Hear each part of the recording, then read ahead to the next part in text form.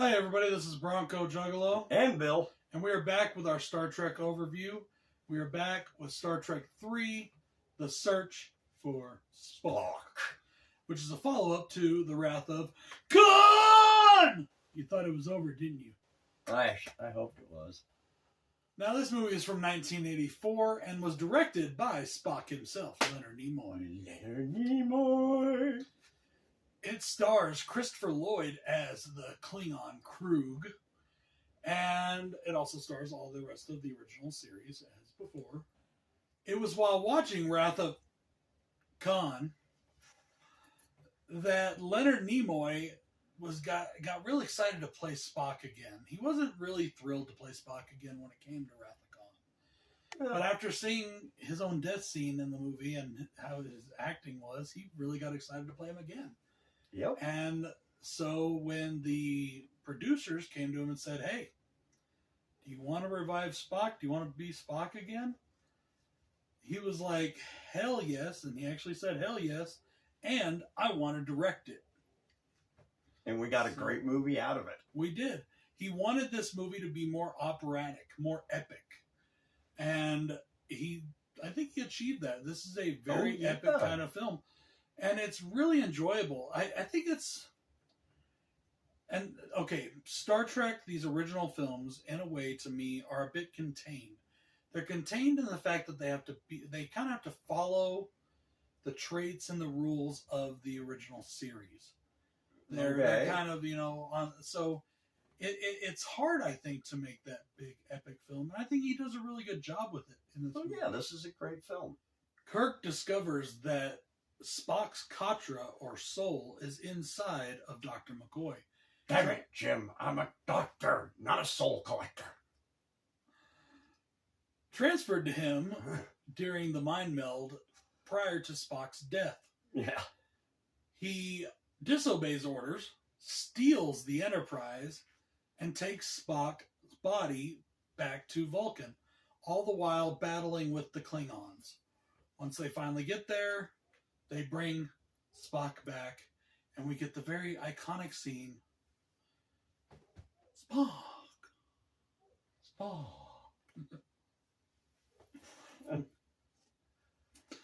Guys, I enjoy this movie a lot, too. I actually...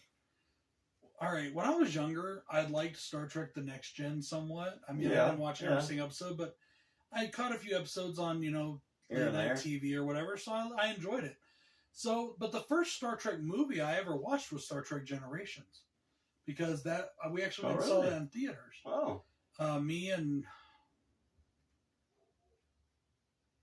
I think it was in theater. No, it wasn't in theaters. I take it back.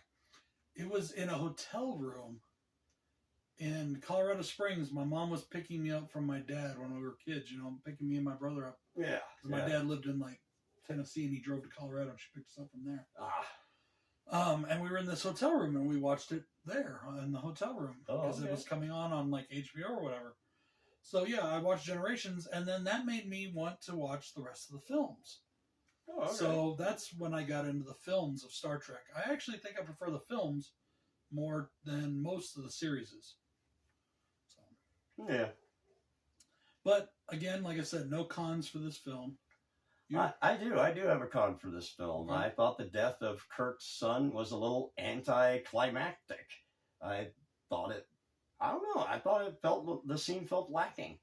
I wanted to say this in the last review, but I didn't want to give anything away for this review because you mentioned Kirk having a son. Yeah. Yeah, he had a son, all right, for 5 fucking minutes. Yeah. They killed him in this movie. Okay. I thought it was real. The scene just missed the mark. I wonder if it was who knows? I didn't read anything on this. This is just maybe a theory. Fans don't like certain things, and fans like a single, unattached Kirk. Maybe they didn't want him having a son. I don't know. You know. I don't know. But it just seemed really anticlimactic. If I were to pick a con, it's that they recast Saavik. I don't know why Kirstie Alley didn't want to do it. But the girl that they got to play her later was way more Vulcan-y, that's for sure. Yeah. Yeah. Kirstie Alley was kind of hotter and more voluptuous. And But in this movie, she's like more angular and more Vulcan looking. Okay. But Kirstie Alley was way hotter. Just saying. Yes. All right, guys. So one of the things that I really liked in this movie is the opening recap. I like the way they do it, with it starting small and then it was also it was in black and white too.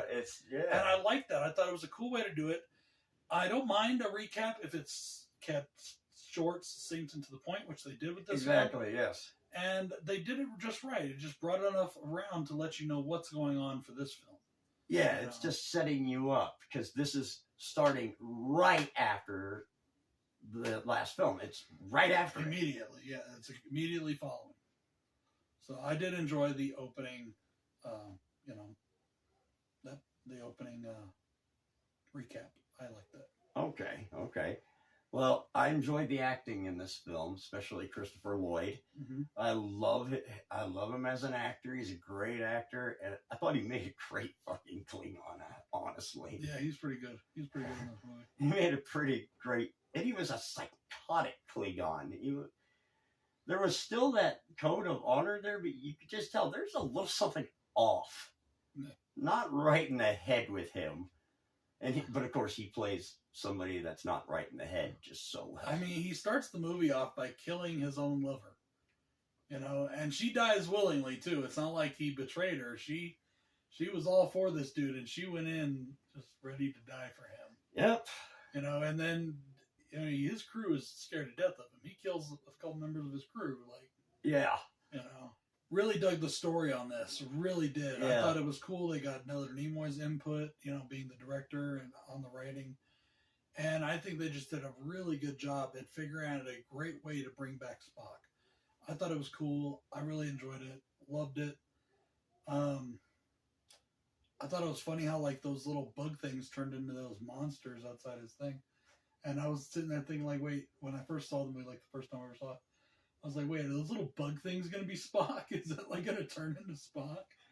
But it didn't. It turned into some monster things. No, it turned into monsters that tried to kill Krug. Yeah. Another part of this movie that I really enjoy is the very beginning of this film, when Kirk asks Sulu to take over the science station, and there was just that pause of, no. I shouldn't be going over there to that. That's not my station. But he does, reluctantly goes over and starts filling in Spock's role, but you could see no, that's a little too soon. A little too soon for that. Once again, I do really enjoy the effects, and they were pretty good in the last movie, but they actually did quite a bit better in this film. They look a bit better. You can tell where the technology was just coming along very quickly. Yes. And it was starting to show less and less limits to what they could achieve as far as, the time period. Exactly.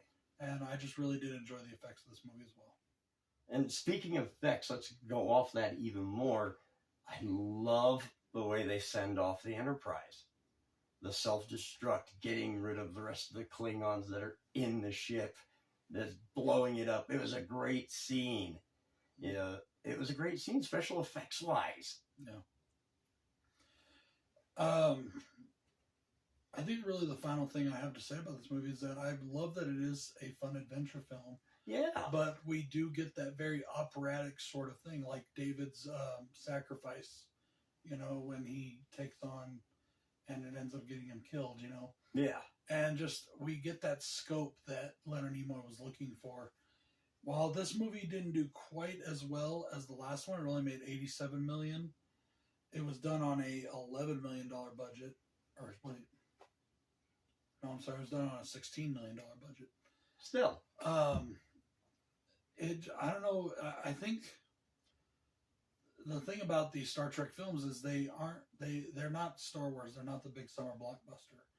There are Star Wars fanatics. I mean, I'm a huge Star Wars fanatic. I love Star Wars. Oh, yeah. Not like some of these other crazy-ass people that are jerk-offs whenever they don't get what they want. But Star Trek is very much a niche kind of thing.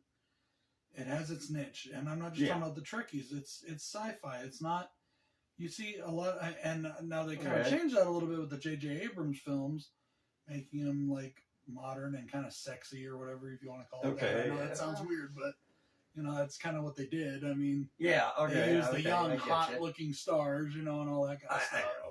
You know, so they don't use the guys that look old. Yeah, Captain Kirk was banging green aliens again, hot green aliens, you know. So, anyway, that's what they mean to boldly go where no man has gone before. But these original films, they were kind of a niche film, and you know, once Star Trek: The Motion Picture, I think, really put a damper on the movie. It did, but it kind of picked up again a little later. It's just right now these original ones, they're like, man, these guys are getting older. Can they keep delivering? Oh, they can. And I think they did, but I think they found their real place on home media. I mean, VHS, things like that. Okay. You know, yeah, I've enjoyed this movie. I've always liked this one. It's not my favorite thing, but I like it. But it is a good movie. So, did you have anything else to say about it? No, I have nothing specific to say. All right, guys. Well, that's it for today. This is BroncoJuggalo saying boldly go where no man has gone before and get the fuck outside. And Bill saying good night.